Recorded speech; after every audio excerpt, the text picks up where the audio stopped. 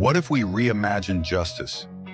Not just as punishment, but as problem solving. Criminal justice problem solving. By listening to the voices of subject matter experts. By learning from the stories of those with lived experience. For victims of crime.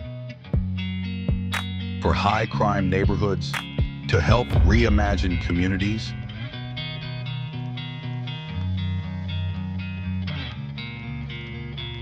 To break the crime cycle and reduce recidivism.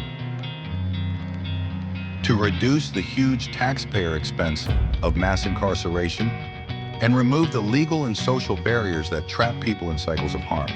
Justice isn't just about what someone deserves. Justice is about restoration, not punishment. It's about what they need to heal, to grow, and to never return to that courtroom again. Not punishment, restoration, not abandonment, accountability, with dignity, not a cycle, a path forward. We can do better. We must do smarter.